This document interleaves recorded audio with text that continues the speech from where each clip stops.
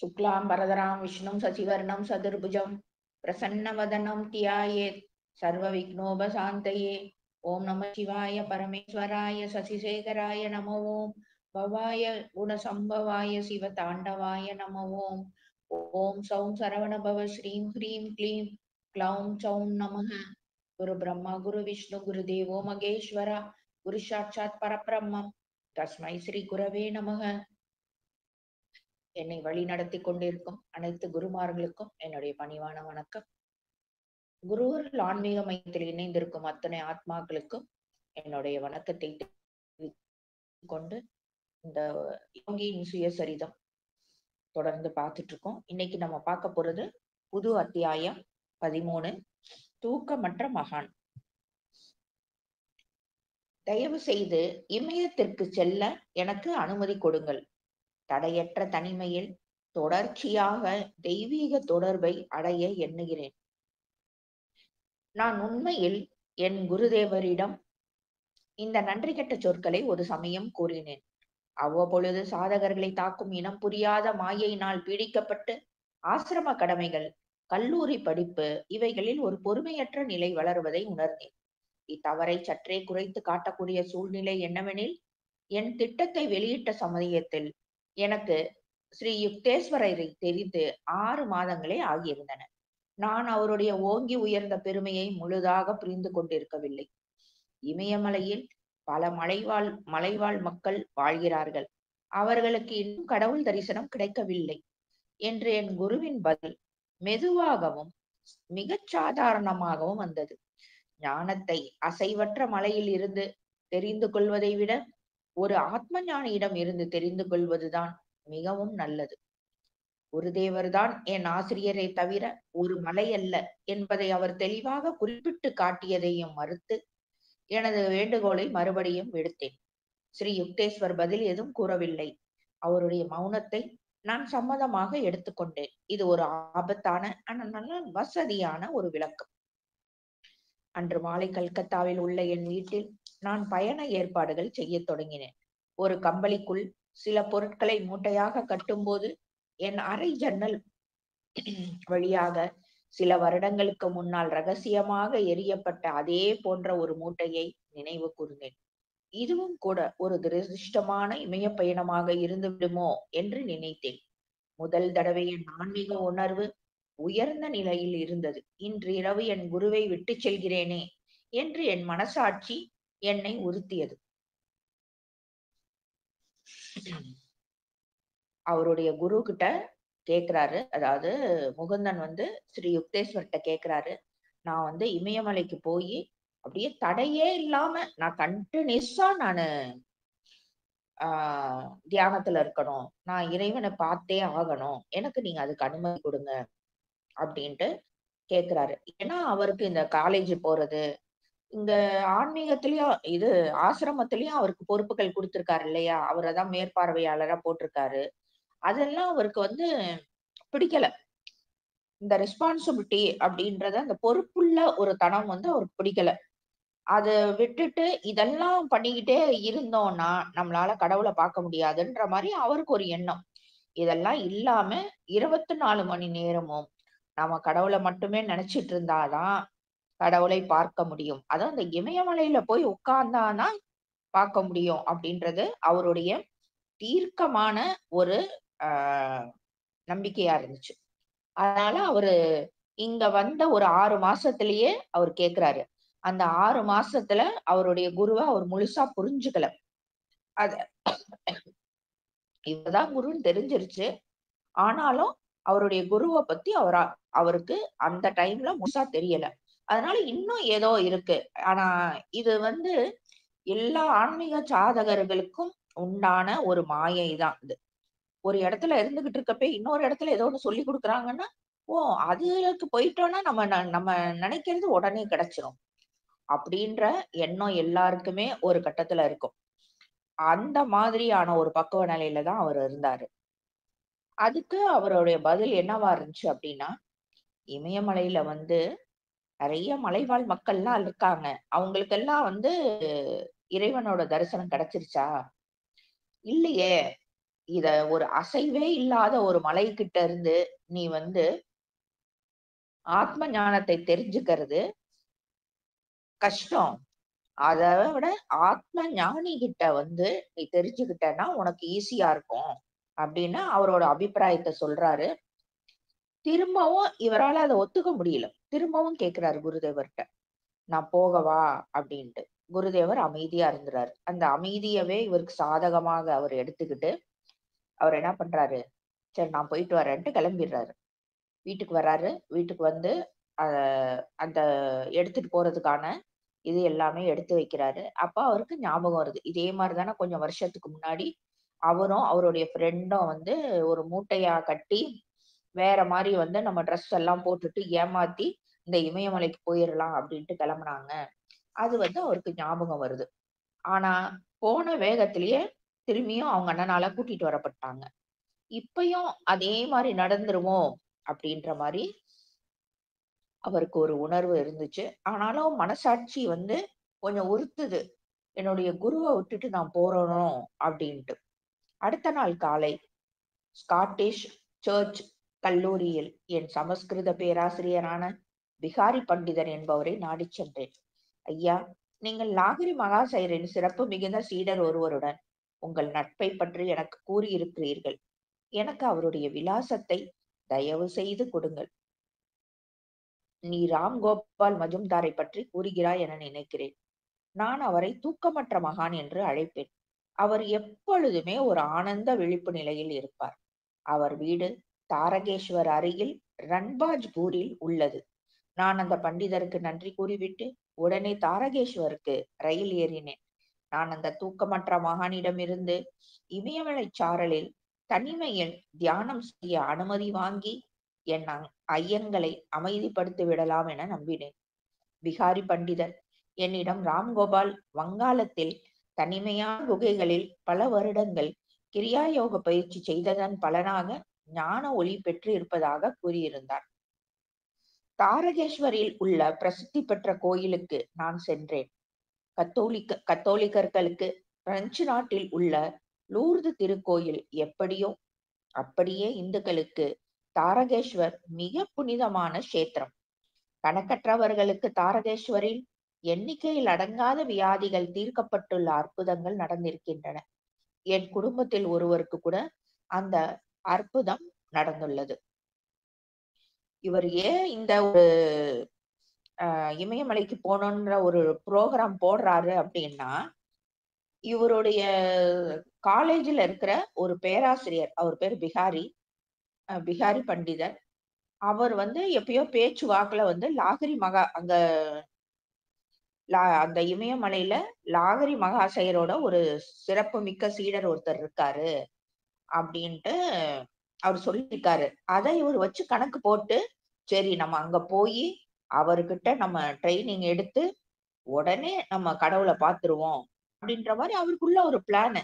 அத வச்சுதான் இந்த எல்லாம் அவரு ஏற்பாடு பண்றாரு. இப்ப இவரு கேட்கவும், ஆ அவருடைய விலாசம் குடுங்க.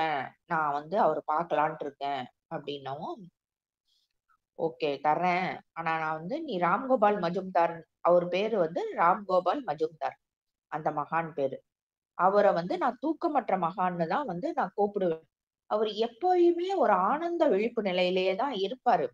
அவர் வீடு வந்து இந்த தாரகேஸ்வர அப்படின்ற அந்த ஒரு டிஸ்ட்ரிக்ட்ல ரன்பாஜ்பூர் அப்படின்ற ஒரு இதுல இருக்கு. ஊர்ல இருக்கு. அப்படின்னு எல்லாமே அந்த அட்ரஸ் எல்லாம் குடுக்குறாரு. உடனே அவ்வளவுதான். மனசு பறக்குது. ஏதோ அவர்கிட்ட போறோம். போயி அவர்கிட்ட தனி அந்த இமயமலை சாரல்ல தனிமையில தியானம் பண்றோம்.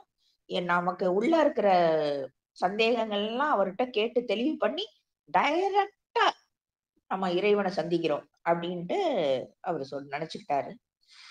ஆனா, அவரு வந்து ராம்கோபால் அந்த மஜும்தார் அப்படின்ற தூக்கமற்ற மகான் வந்து தனிமையில அந்த இமயமலைல இருக்கிற குகைகள்ல பல வருடங்கள் அந்த கிரியா யோக பயிற்சிய வந்து அவர் செஞ்சு, செஞ்சு அதன் பலனாக அவருக்கு வந்து ஒரு ஞான ஒளி கிடைச்சிருக்கு அப்படின்றதையும் இந்த புரொஃபசர் வந்து சொல்றாரு. இந்த தாரகேஸ்வர்ல ஒரு அந்த சொன்னோம் இல்லையா? தாரகேஸ்வர் அப்படின்ற அந்த ஒரு டிஸ்ட்ரிக்ட்ல தான் ரன்பாஜ்பூர்ன்னு அவர் வசிக்கிற கிராமம் இருக்கு. அந்த தாரகேஸ்வர் அப்படின்ற ஒரு ஊர் வந்து ரொம்பவே இந்த நோய்கள் குணமாகறதுக்கு ஒரு ஃபேமஸான ஒரு திருத்தலமாக அவர் இருந்திருக்கு. ஸோ, அந்த ஒரு இதுல இவரு அங்க போறாரு. போயி அத எப்படி சொல்றாரு? கத்தோலிக்கர்களுக்கு பிரெஞ்சு நாட்டுல இருக்கிற லூர்து திருக்கோயில் எப்படி வந்து உன்னதமான ஒரு தலமோ, அதே மாரி தான் இது. அங்க நெறைய அற்புதம் நடந்திருக்கு. எங்க குடும்பத்திலேயே அங்க போயி, அ அந்த சரியான ஒரு அற்புதம்லாம் நடக்குது. அப்படின்ட்டு அவரு சொல்றாரு. நான் ஒரு வாரம் அங்கிருந்த கோவிலிலேயே உட்கார்ந்திருந்தேன் என்று என் மூத்த சித்தி ஒரு சமயம் என்னிடம் கூறினார். நான் முழுமையாக பட்டினி கிடந்து உன் சித்தப்பா சாரதாவின் தீராத பிணி குணமாக வேண்டும் என வேண்டிக் கொண்டேன். 7வது நாள் ஒரு பச்சிலை என் கையில் தோன்றியதை கண்டேன். அதிலிருந்து கஷாயம் இறக்கி நான் உன் சித்தப்பாவிற்கு கொடுத்தேன்.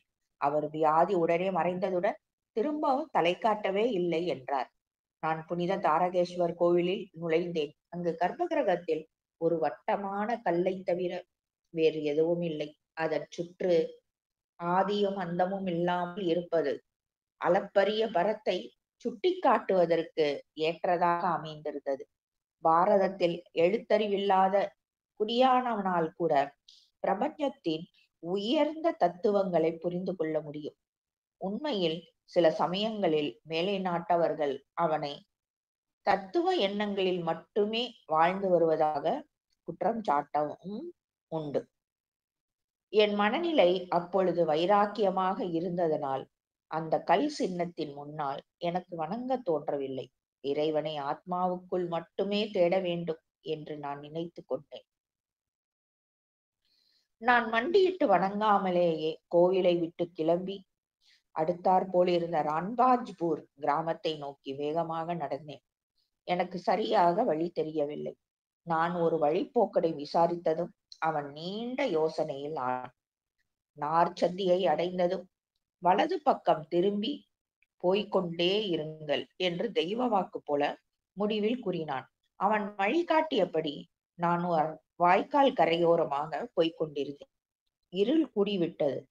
காட்டின் எல்லையில் இருந்த கிராமத்தில் மின்மினி பூச்சிகள் நிரம்பி இருந்தன. அருகே இருந்த குள்ளநரிகளின் மூளைகளும் கேட்டன. இரவு நிலா மிகவும் மங்கலாக இருந்ததினால் அதுவும் உதவிகரமாக இல்லை. நான் தட்டு தடுமாறி 2 மணி நேரம் நடந்தவாறு இருந்தேன். அந்த கோயில்ல வந்து அவங்க குடும்பத்துல ஒருத்தருக்கே வந்து ஒரு அனுபவம் நடந்திருக்குன்னு சொன்னாரு தானே. அவங்க சித்தி வந்து அந்த அனுபவத்த இவர்கிட்ட சொல்லியிருந்திருக்காங்க. அவங்க சித்தப்பாக்கு ரொம்ப முடியாம இருந்திருக்கு. அதனால அவரையும் கூட்டிட்டு அந்த தாரகேஸ்வர் கோயிலுக்கு போயிருக்காங்க. 6 நாள் அங்கேயே ஆடாம, அசையாம அவங்க சித்தி வந்து ரொம்ப நம்பிக்கையா அங்கேயே இருந்திருக்காங்க. அப்ப 7வது நாள் அவங்க கையில வந்து ஒரு பச்சிலை வந்து வந்துச்சாம். அந்த பச்சிலைய வந்து சாறாக்கி அவங்க சித்தப்பாக்கு குடுத்ததுமே, அந்த அவருக்கு இருந்த நோய் வந்து முழுசும் தீர்ந்துருச்சு. அதுக்கப்புறம் வரவும் இல்ல அப்படின்னு சொல்லியிருக்காங்க. அந்த ஒரு புனித தலமான இந்த தாரகேஸ்வர் கோயிலுக்குள்ள இவர் நுழையிறாரு. அங்க பார்த்தா ஒரு லிங்கம் தாரகேஸ்வர் அப்படின்னாலே அது ஒரு சிவன் கோயில்ன்றது நமக்கு புலப்படும். அங்க சிவலிங்கம் அ திருத்தமா இல்லயாம். ஒரு வட்டமான ஒரு கல்லு மாரி தான் இருந்திருக்கு. இது என்னடா இப்படி இருக்கு? ஆதியும் கிடையாது. அதுக்கு அந்தமும் இல்லாம இருக்கு. அந்த ஆதியும், அந்தமும் இல்லாதது தானே இறைவன். ஆனா, அந்த வயசுல அவருக்கு வந்து அது புரியல.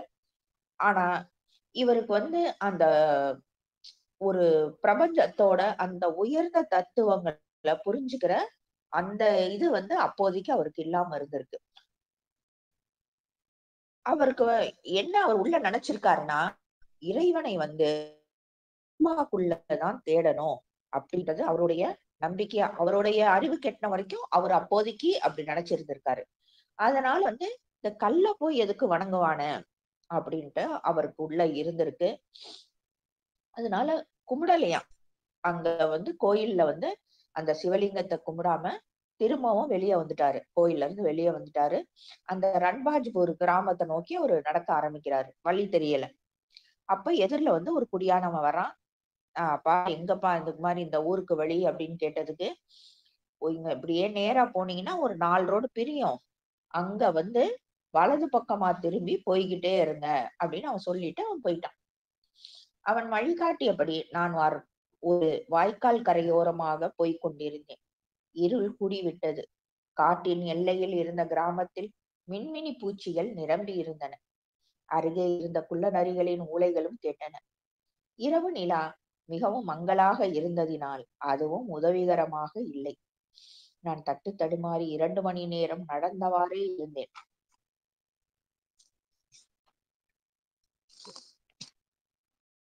அப்பாடா! ஒரு பசுவின் மணியோசை வரவேற்கும் வகையில் ஒலித்தது. நான் திரும்ப திரும்ப கூப்பிட்டதை கேட்டு ஒரு குட்டியான என் அருகில் வந்தான். நான் ராம்கோபால் மாபுவை தேடி வந்திருக்கின்றேன் என்றேன். எங்கள் கிராமத்தில் அப்படிப்பட்ட ஒருவரும் கிடையாது. அந்த மனிதனின் குரல் சிடுசிடுப்புடன் இருந்தது. நீங்கள் பொய் கூறும் துப்பறிவாளன் போலும் என்றான். அரசியல் விஷயமாக கவலை கொண்டிருக்கும் அவன் மனத்தில் உள்ள சந்தேகத்தை போக்கும் நம்பிக்கையில் நான் சங்கடமான என் நிலையை அவன் இரக்கம் கொள்ளும்படி எடுத்துக் கூறினேன். அவன் என்னை தன் வீட்டிற்கு அழைத்துச் சென்று உபசரித்தான்.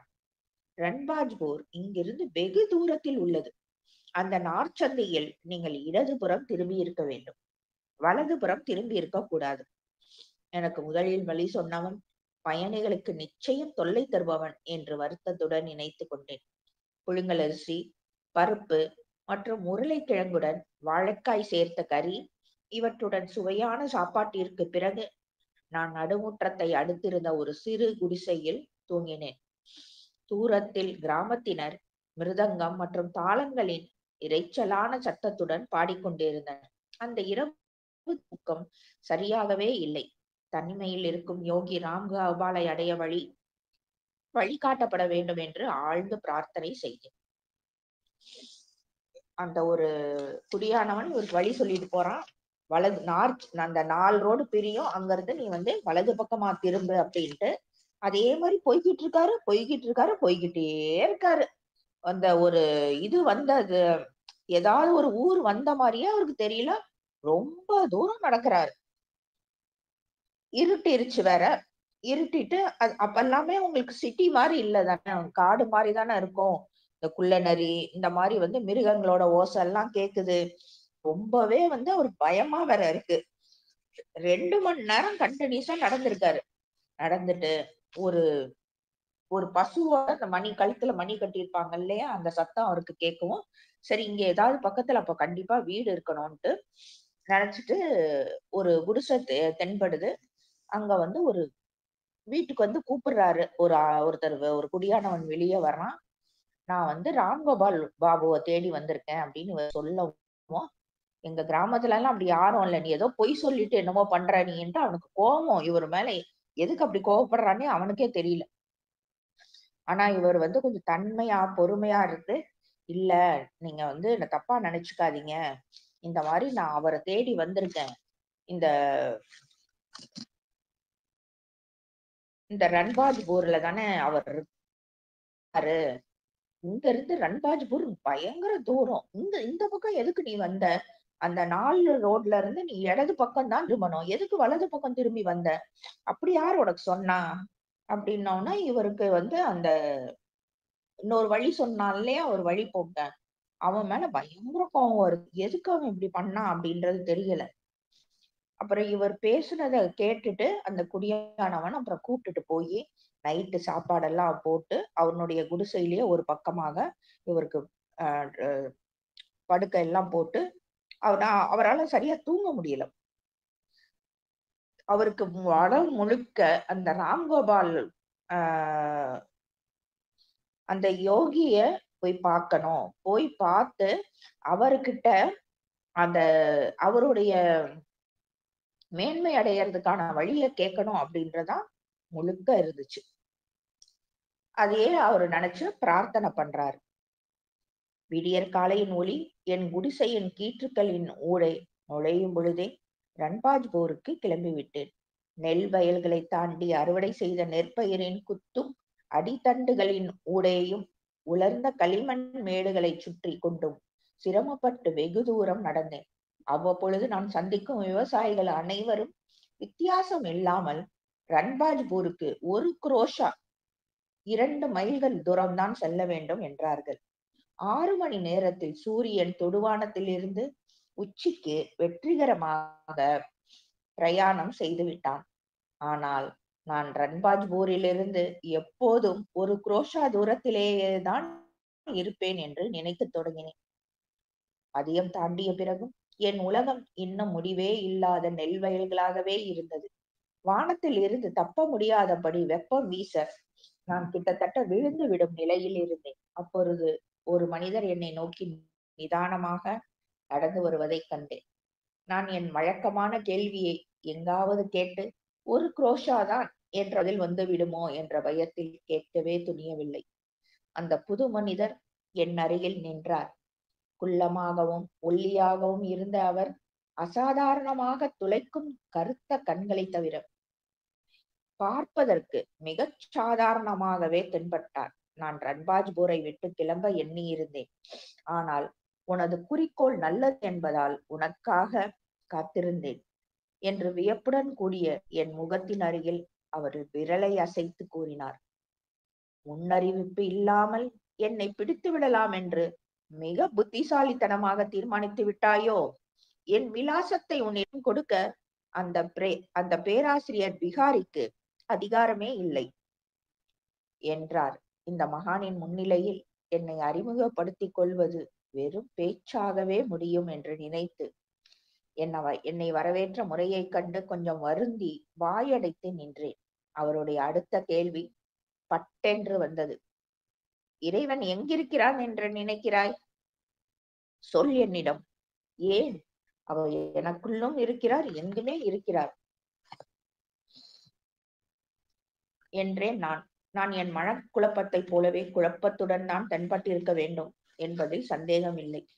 எங்கும் நிறைந்திருக்கிறான் இல்லையா என்று கூறி அந்த யோகி சிரித்தார்.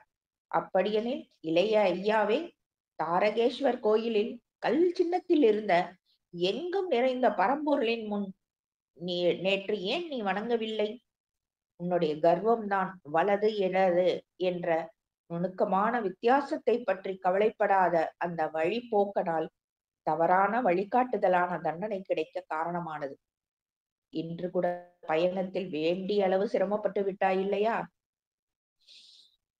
அவர் கூறியதை நான் முழு மனதுடன் ஆமோதித்து, எங்கும் நிறைந்திருக்கும் ஒரு கண்ணானது எனக்கு முன்னே இருந்த விசேஷமற்ற அந்த உடம்புக்குள் மறைந்துள்ளதைக் கண்டு ஆச்சரியத்தினால் ஸ்தம்பித்து நின்றேன். அந்த யோகியிடமிருந்து நலம் பயக்கும் சக்தி வெளிப்பட்டு கொதிக்கும் அந்த வயலில் அக்கணமே நான் புத்துணர்ச்சி பெற்றேன்.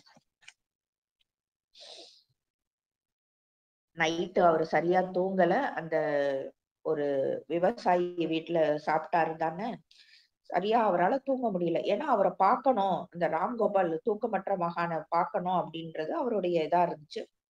பிரார்த்தனை பண்றாரு. காலையில லைட்டா அப்படி சூரியன் வர்றப்பயே அவர் கிளம்பிடுறாரு. கிளம்பி அந்த ரன்பாஜ்பூருக்கு நடக்கிறாரு. திரும்பவும் நடந்துகிட்டே இருக்காரு. வழியில தென்படுற யாருகிட்ட கேட்டாலும் 2 மைல் தான் இன்னும் இருக்கு. அவரு 1 மணி நேரம் கழிச்சு கேட்டாலும் 2 மைல், 4 மணி நேரம் நடந்துட்டு கேட்டாலும் எல்லாருமே இன்னும் 2 மைல் தான் இருக்கு அப்படின்னு சொல்றாங்க. மதியானத்துக்கு மேலயும் ஆயிருச்சு. பயங்கரமா வெயில் வந்து கொளுத்து. காலோ அந்த நெல் வயல்ல வந்து இந்த அறுத்தோன்னு அந்த ஒரு மாதிரி புல்லு மாதிரி இருக்கும் இல்லையா, அதுல நடக்கிறதுல அவருக்கு ரொம்பவே ட்ரெயின் ஆயிட்டாரு. அவரால ஒண்ணும் முடியல. அப்படி ஒரு கட்டத்துலதான் ஒருத்தர் வந்து அவர் எதிரில வர்றாரு. குள்ளமா இருக்காரு, ரொம்ப சாதாரணமாக இருக்காரு, ஒல்லியா இருக்காரு. அவர் இவர்கிட்ட வந்து நின்னு அப்படி பாக்குறாரு. இவருக்கு அவர்கிட்ட தெரியும் இல்ல, திரும்பவும் இன்னும் 2 மைல் தான் இருக்குன்னு சொல்லிடுவாரோன்ட்டு பேசாம இருக்காரு. நான் வந்து இந்த ரன்பாஜ்பூரை விட்டு கிளம்பலான்ட்டு இருந்தேன். ஆனா உன்னுடைய குறிக்கோள் சரியானது அப்படின்றதுனால சரி கிளம்பாம இருக்கேன். சொல்லாம கொள்ளாம நீ வந்து என்ன புடிச்சிடலான்னு நீ நினைக்கிறியோ?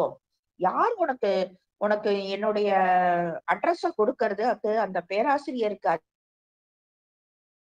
இல்லையே அப்படின்ட்டு சொல்றாரு.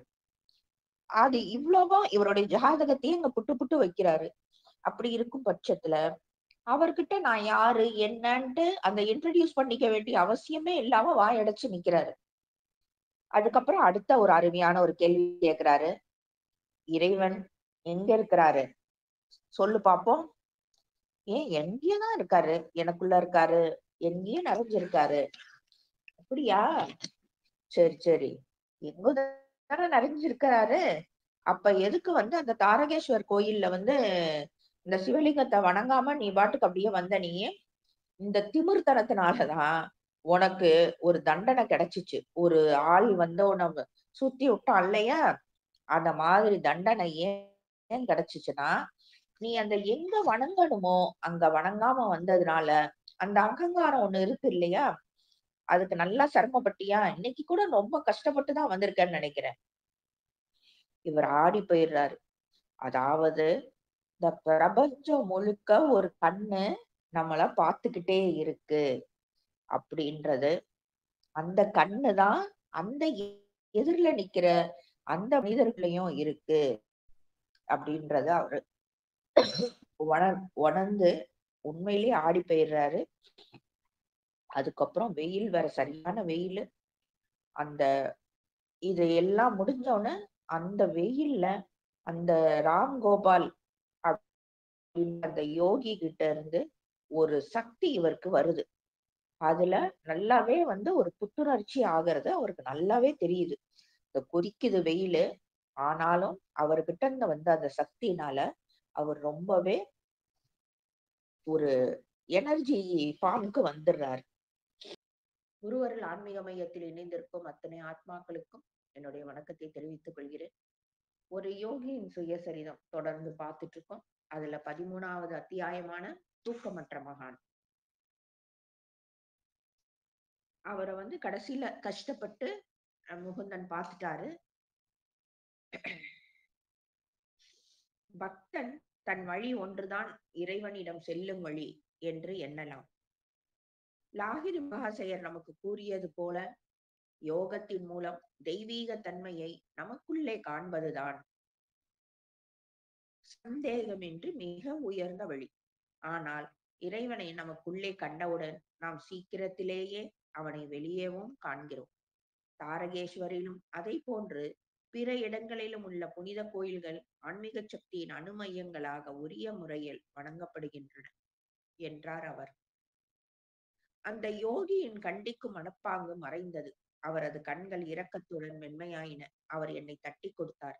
இளம் யோகியே, நீ உன் குருதேவரிடம் இருந்து ஓடி வந்திருப்பதை காண்கிறேன். உனக்கு வேண்டியதெல்லாம் அவரிடமே உள்ளன. நீ அவரிடமே திரும்ப வேண்டும். அவர் தொடர்ந்தார். மலைகள் உன் குருவாக இருக்க முடியாது. 2 நாட்களுக்கு முன்பு ஸ்ரீ யுக்தேஸ்வர் கூறிய அதே கருத்து. மகான்கள் மலைகளில் மட்டும்தான் வசித்தாக வேண்டும் என்ற பிரபஞ்ச கட்டாயம் எதுவும் இல்லை. என் தோழர் என்னை ஒரு கேள்விக்குறியுடன் பார்த்தார். இந்தியா மற்றும் திபெத்தில் உள்ள இமயமலைக்கு முனிவர்களின் மீது ஏகபோக உரிமை இல்லை. ஒருவன் தனக்குள்ளேயே உள்ளதை அறிவதற்கு சிரமப்படவில்லை எனில் உடலை அங்குமிங்குமாக கொண்டு செல்வதனால் அதை கண்டுபிடித்து விட முடியாது. பக்தன் ஞானத்தை அடைய உலகின் எல்லைகளுக்கு கூட செல்வதற்கு எப்பொழுது தயாராகிறானோ அப்பொழுது அவனுடைய குரு அருகில் பிரசன்னமாகிறார். அதாவது அவரு முதல்ல கண்டிக்கிறாரு இவர. நீ எதுக்கு என்ன பாக்குறதுக்கு வந்த? அதுவும் வந்து அந்த தாரகேஸ்வர் கோயில்ல அந்த சிவலிங்கத்த அந்த சிவலிங்கம் மாதிரி இல்ல அப்படின்றதுனால அது மேல அவருக்கு வந்து ஒரு பக்தி வரல. அத கும்பிடாம இருக்கிறதெல்லாம் வந்து கண்டிக்கிறாரு. அது எப்படி நீ வந்து அ வணங்காம வரப்போச்சு அப்படின்ட்டு. அதனாலதான் உனக்கு கொஞ்சம் பனிஷ்மெண்ட் எல்லாம் பிரபஞ்சம் குடுத்துச்சு அப்படின்றதெல்லாம் எடுத்து சொல்றாரு.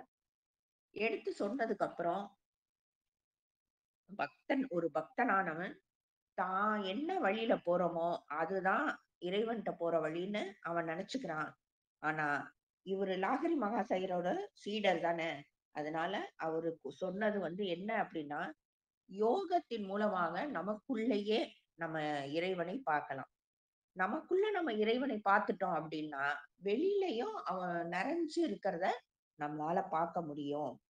அதே மாதிரி இந்த மாதிரி புனித கோயில்கள் எல்லாமே ஆன்மீக சக்தியோட அணு மையங்களாக, அதாவது முக்கிய புள்ளிகளாக அதெல்லாம் இருக்குது.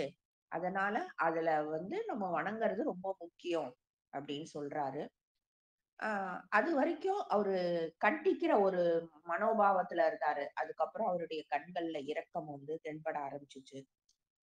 தென்பட்டு அவர் சொல்றாரு, "நீங்க அ உன்னுடைய குருதேவர விட்டுட்டுல்லாம் ஓடி வர்றதுக்கு இங்க ஒண்ணுமே அவசியம் இல்ல. நீ அவர்கிட்ட தான் நீ எல்லாமே கத்துக்கணும். அவர்கிட்டயே எல்லாமே இருக்கு. மலை உனக்கு குருவாக இருக்க முடியாது." அப்படி இதே பாயிண்ட்ட தான் குருவான யுக்தேஸ்வரம் சொன்னாரு. அதே மாரி மகான்கள் மலைகள்ல தான் இருப்பாங்க அப்படின்றலாம் எந்த பிரபஞ்ச கட்டாயமும் கிடையாது. அப்படியெல்லாம் யாரு ரூல்ஸ் அண்ட் ரெகுலேஷன்ஸ் வச்சா? நீ அப்படி நினைச்சுக்கிட்டு இங்க வர்றதுக்கு? இல்ல இந்தியா அப்புறம் திபெத்ல இருக்கிற அந்த இமயமலை அந்த துறவிகளுக்கான ஏகபோக உரிமை அப்படியெல்லாம் கிடையாது. நீ உனக்குள்ள நீ இறைவனை கண்டுபிடிக்கல அப்படின்னா, நீ அந்த உடம்ப வச்சுக்கிட்டு இங்கேயும் அங்கேயும் போகறதுக்கு போய் கண்டுபிடிச்சிட முடியும் அப்படின்லாம் நீ நினைக்கிறதுக்குல அ நீ நினைக்கிறது தப்பு அப்படின்றத அவரு அறிவுறுத்துறாரு. அதே மாரி அந்த ஞானத்த அடையறதுக்காக எப்ப ஒரு பக்தன் எதுக்கும் தயாராகிறானோ, அப்ப அவனுக்கு பக்கத்திலேயே குரு பிரசன்னமாகிறார் அப்படின்ட்டு சொல்றாரு. காசி ஆசிரமத்தில் என் பிரார்த்தனையை தொடர்ந்து நான் ஸ்ரீ யுக்தேஸ்வரை ஒரு நெரிசலான சந்தில் சந்தித்ததை ஞாபகப்படுத்திக் கொண்டு அவர் கூறியதை மௌனமாக ஒப்புக்கொண்டு ஒரு இடத்தில் கதவை மூடிக்கொண்டு தனிமையாக அமர்ந்து கொள்ள ஒரு சிறு அறை உனக்குள்ளதா? ஆமாம் என்றேன். இந்த யோகி பொது விஷயத்திலிருந்து வெகு வேகமாக தனி விஷயத்திற்கு வருகிறார் என்று எனக்கு தோன்றியது. அதுதான் உன் குகை என்று கூறி அந்த யோகி என் மீது செலுத்திய ஒளி வீசும் பார்வையை நான் என்றுமே மறக்கவில்லை. அதுதான் உன் புனிதமான மலை. அங்குதான் நீ இறைவனின் ராஜ்யத்தை காண்பாய். அவரது எளிய சொற்கள் காலங்காலமாய் என்னை ஆட்கொண்டிருந்த இமயமலை பற்றிய எண்ணத்தை அக்கணமே அளித்தது.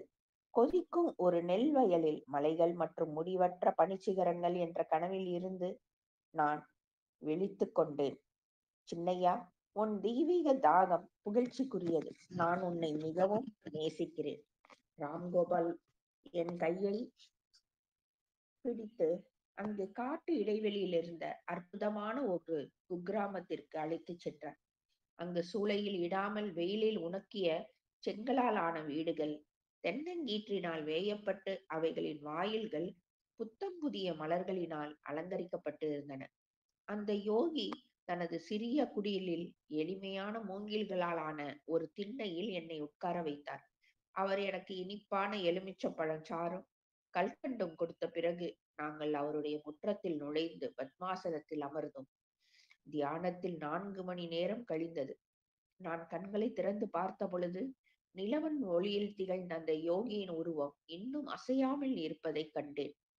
நான் என் வயிற்றிடம் மனிதன் உணவினால் மட்டும் வாழ்வதில்லை என்பதை கடுமையாக நினைவுபடுத்திக் கொண்டிருந்த பொழுது ராம்கோபால் தன் ஆசனத்தில் இருந்து எழுந்தார். உனக்கு நல்ல பசி என்று தெரிகிறது. உணவு சீக்கிரமே தயாராகிவிடும் என்றார். முற்றத்திலே இருந்த ஒரு மண் அடுப்பை அவர் மூட்டினார். வெகு சீக்கிரத்தில் நாங்கள் பெரிய வாழை இலைகளில் பரிமாறப்பட்ட பருப்பும் சாதமும் சாப்பிட்டோம். சமையல் வேளையில் என் உதவியை அவர் அன்புடன் மறுத்துவிட்டார். விருந்தினர் தெய்வத்திற்கு சமம் என்கிற ஒரு இந்து பழமொழி நெடுங்காலமாக இந்தியாவில் பக்தி சிரத்தையுடன் கடைபிடிக்கப்பட்டு வருகிறது.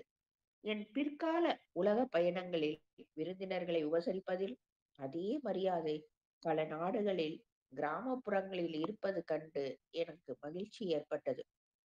கணக்கற்ற புது விருந்தாளிகளின் வரவினால் ஒரு நகரவாசியின் விருந்தோம்பல் பண்பு வெகுவாக குறைந்து விடுகிறது.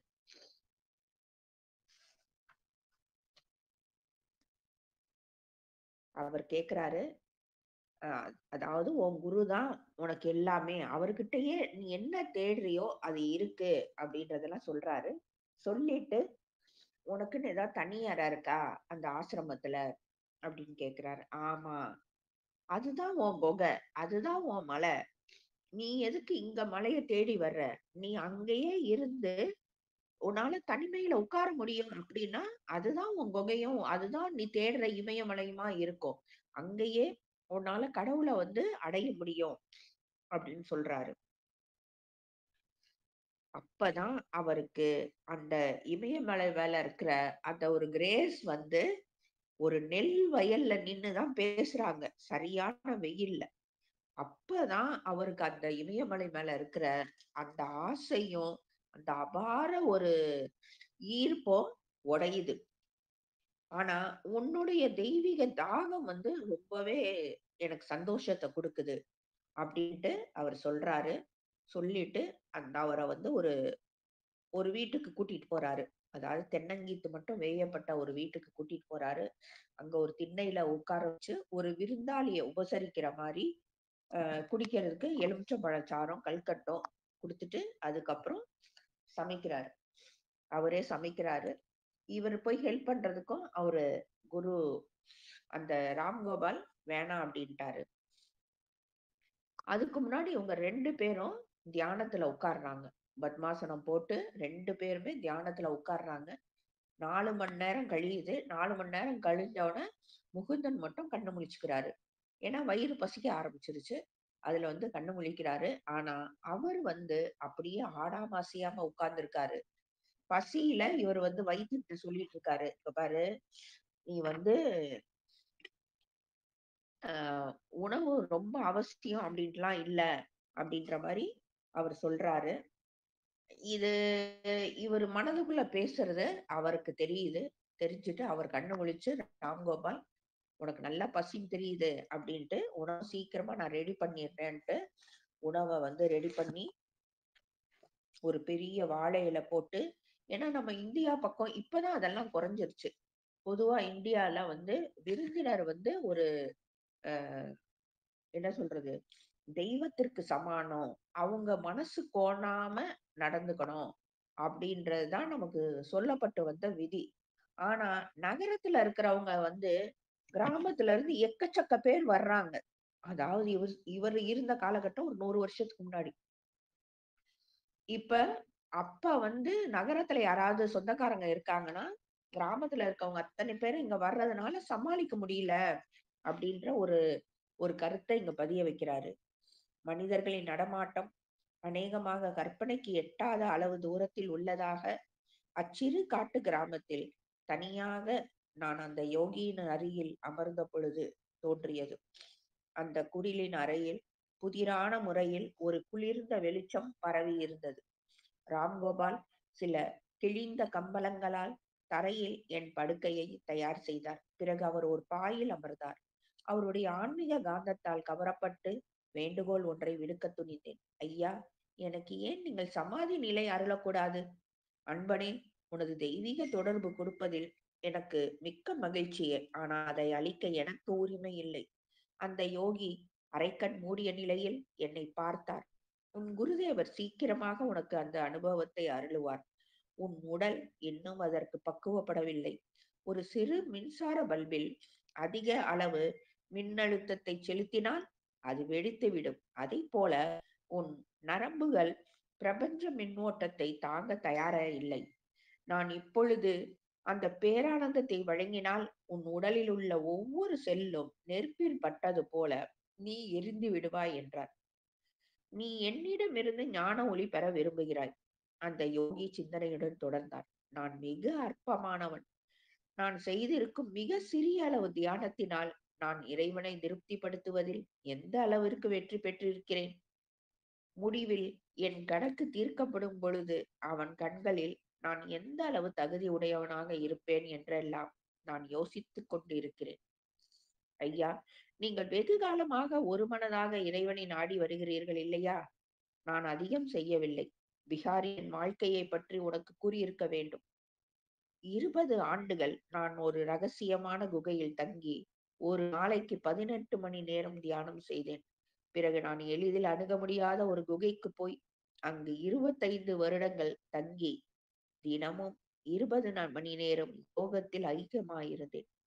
நான் இறைவனுடன் என்றும் ஒன்றி இருந்ததால் எனக்கு தூக்கம் தேவைப்படவில்லை.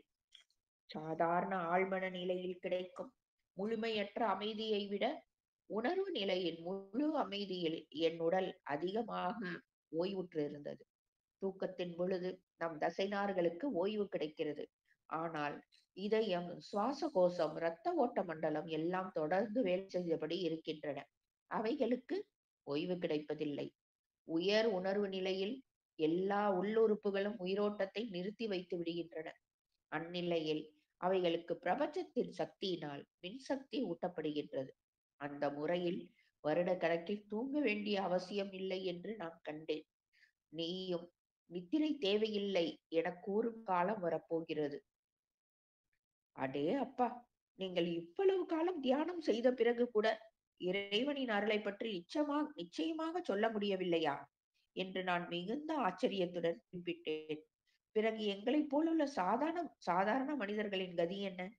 என் அன்பு சிறுவனே, தெய்வம் எல்லையற்றது என்பதை நீ காணவில்லையா? அவனை 45 வருட தியானத்தினால் முழுவதும் அறிந்து கொண்டு விட முடியும் என்று எதிர்பார்ப்பது அபத்தமாக தோன்றவில்லையா? ஆனாலும் பாபாஜி ஒரு சிறு அளவு தியானம் கூட நம்மை மரண நிலை மற்றும் மரணத்திற்கு பின் ஏற்படும் நிலை ஆகியவற்றின் பயத்திலிருந்து காப்பாற்றும் என்று உறுதி கூறியிருக்கிறார். உன் ஆன்மீக குறிக்கோளை சிறு மலைகளின் மேல் நாட்டாதே. ஆனால் பூரணமான தெய்வீக பேறு என்னும் விண்மீனை அடைவதே உன் குறிக்கோளாக கொள். கடுமையாக உழைத்தால் நீயும் அதை அடைய முடியும். இவங்க சாப்பிட்டாச்சு. சாப்பிட்டுட்டு அடுத்து அவர்கிட்ட இருக்கிறது வெறும் இந்த கிழிஞ்ச கம்பளி அதெல்லாம் வச்சு இவருக்கு ஒரு படுக்கைய ரெடி பண்றாரு. அப்ப இவர் மனசுல ஓடிட்டு இருக்க முகுந்தனோட மனசுல ஓடிட்டு இருக்க ஒரு ஆசைய அவர் வெளிப்படுத்துறாரு. என்ன அப்படின்னா, "நீங்க எதுக்கு எனக்கு சமாதி நிலை நீங்க சொல்லிக் குடுங்க" அப்படின்ட்டு. "இல்ல, அது நான் சொல்லிக் குடுக்க முடியாது. என்ன, அது உன் குரு தான் இன்னும் கொஞ்ச நாள்ல சொல்லிருவாரு. அது எனக்கு அந்த உரிமை கிடையாது. இப்ப நீ அதுக்கு பக்குவமும் படல. எப்படி ஒரு சின்ன பல்புல ஹெவி வோல்டேஜ் மின்சாரத்த இது பண்ணா அது வெடிச்சிருமோ, அதே மாதிரி தான் உன்னுடைய நரம்புகளும் இந்த சமாதி நிலைக்கு ரெடியா இல்ல. அந்த பிரபஞ்சத்தோட மின்னோட்டத்துக்கு அ ஜாஸ்தி உனக்கு இப்ப வந்துச்சு அப்படின்னா, உன்னுடைய நரம்புகள் இந்த நெருப்புல பட்டது மாரி எரிஞ்சிருவ நீயே. நீ என்கிட்ட இருந்து ஞான ஒளி வாங்கணும்னு நினைக்கிற. சரிதான். ஆனா ரொம்ப நான் சாதாரணமான ஆளு. நீ நினைக்கிற மாரி நான் ஒரு பெரிய ஆளே கிடையாது.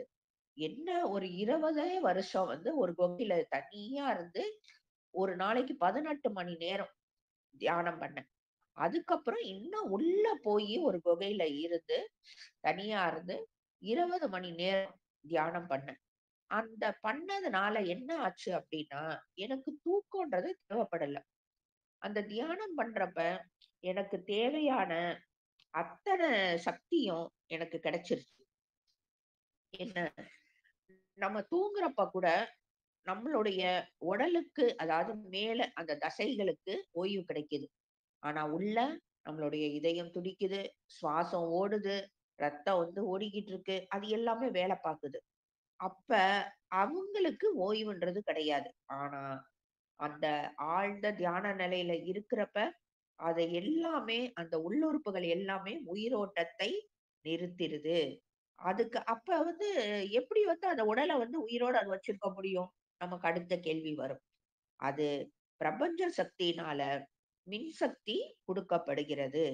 சோ, அது மூலமாக அது சார்ஜ் ஆகி, அது அந்த உடல் உயிரோட இருக்கு. அப்ப வருடக்கணக்குல நான் தியானம் பண்றதுனால, எனக்கு அந்த அந்த ஃபுல் சார்ஜ்ல இருக்கு உடல். அப்ப எனக்கு தூக்கத்தினால வர அந்த ரெஸ்ட்டே தேவைப்படல. நீயும் இந்த அனுபவத்த இன்னும் கொஞ்ச நாள்ல அனுபவிப்ப. நீங்க அப்பா 45 வருஷம் நீங்க தியானம் பண்ணி, நான் இன்னும் இறைவனை முழுசா என்னால சொல்ல முடியாதுன்னு சொல்றீங்களே! ரொம்ப ஆச்சரியமா இருக்கு. என்ன நீ பேசுற? ஆ ஒரு 45 வருஷம் தியானத்துல இறைவனை முழுசா தெரிஞ்சுக்க முடியுமா? அ அப்படின்னு அவர் பதிலுக்கு கேட்கிறாரு. ஆனா, பாபாஜி என்ன சொல்லியிருக்காரு அப்படின்னா, இவங்க எல்லாத்துக்கும் மூத்த குரு வந்து பாபாஜி தானே! அவர் வந்து கொஞ்ச நேரம் தியானம் பண்ணா கூட, நம்மளை வந்து அந்த மரணத்தில இருந்தோம், மரண நிலையில இருந்தோம், மரணத்துக்கு அப்புறம் ஒரு நிலை இருக்கு இல்லையா?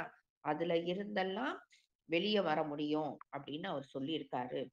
ஸோ, அந்த உன்னுடைய குறிக்கோளா வச்சு, அந்த கடுமையா நீ உழைச்ச அப்படின்னா, நீயும் இதெல்லாமே வந்து அடைய முடியும் அப்படின்றத அவர் வழிகாட்டுறாரு.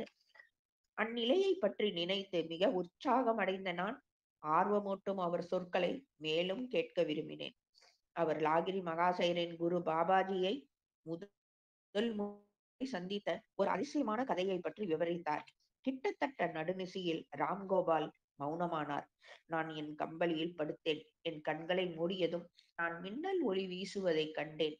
எனக்குள்ளே ஒரு பெரிய இடம் உருக்கி வார்த்த ஒளியினால் நிரம்பியது. நான் கண்களை திறந்து பார்த்தேன். அதே ஜொலிக்கும் ஒளியைக் கண்டேன். நான் என் மனக்கண்ணால் பார்த்து கொண்டிருந்த எல்லையற்ற ஒளி வெள்ளத்தின் ஒரு பாகமாக அந்த அறை மாறியது.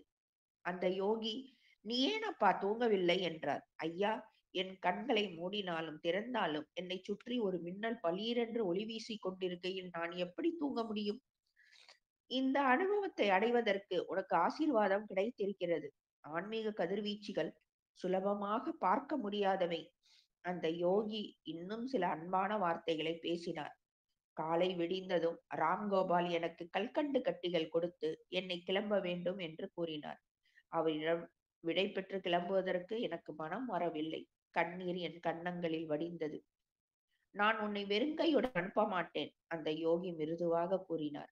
"உனக்காக ஒன்று செய்கிறேன்." அந்த புன்சிரிப்புடன் என்னை உற்று நோக்கினார்.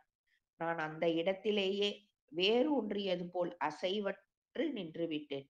சாந்தமான அலை அதிர்வுகள் அந்த யோகியிடமிருந்து கிளம்பி என்னை அப்படியே சூழ்ந்தது. எனக்கு அவ்வப்பொழுது பல வருடங்களாக விட்டு விட்டு தொல்லை கொடுத்து வந்த முதுகு வலி உடனே குணமாயிற்று.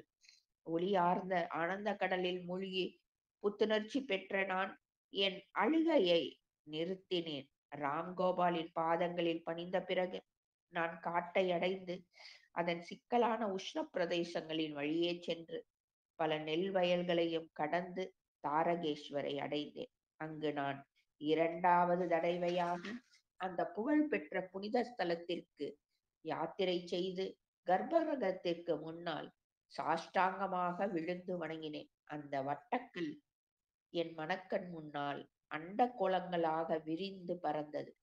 வளையத்திற்குள் வளையமாக, பிரிவுக்கப்பால் பிரிவாக, எல்லா இடங்களிலுமே தெய்வீகம் நிரம்பியது.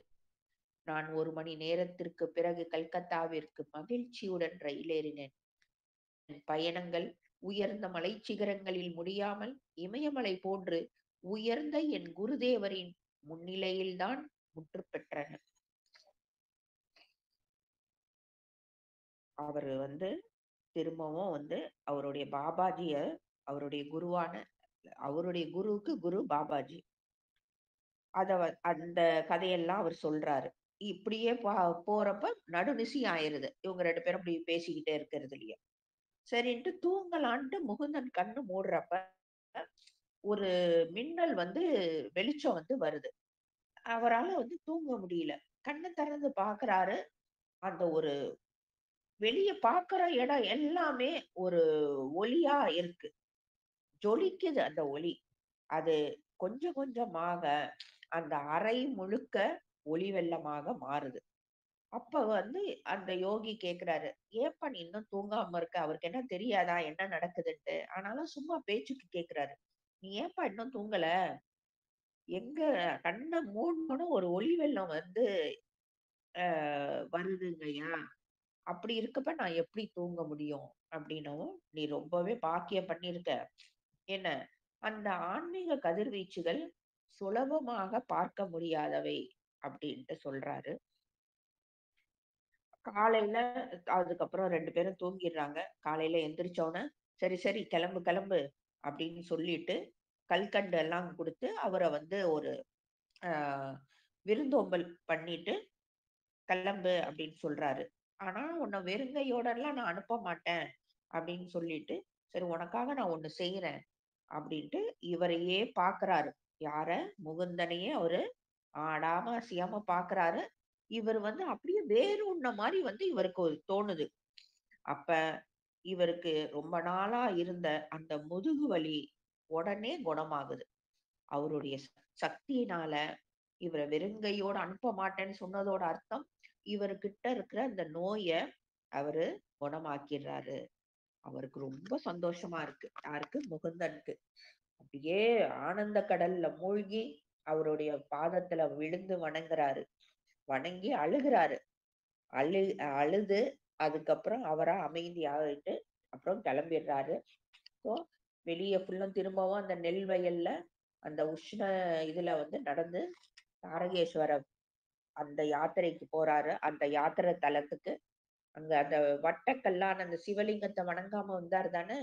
இப்ப போயி அங்க வணங்கிட்டு அத பார்க்குறாரு. அண்ட சராசரமே அவருக்கு தெரியுது. அது வந்து வளையம் வளையமா ஒரு அருமையான ஒரு இதுல வந்து தெரியுது.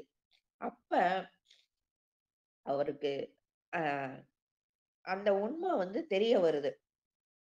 ஸோ நம்ம வந்து என்ன ஒரு மனநிலையில இருக்கமோ, பிரபஞ்சமானது காமிச்சு குடுக்குது அப்டின்ட்டு. எல்லா இடத்துலயும் அந்த தெய்வீகம் நிரம்பி வழியுது. அதுக்கப்புறம் அங்க கல்கத்தாக்கு ட்ரெயின் ஏறி திரும்பவும் அவருடைய குருவ நோக்கி போறாரு. ஏன்னா, அவருடைய இந்த தேடுதல் வந்து அவருடைய குருவால தான் முற்று பெறும். அப்படின்றது அவருக்கு புரியுது. அந்த இமயமலை மேல இருக்கிற அந்த தாகமானது முடிவுக்கு வந்துருது.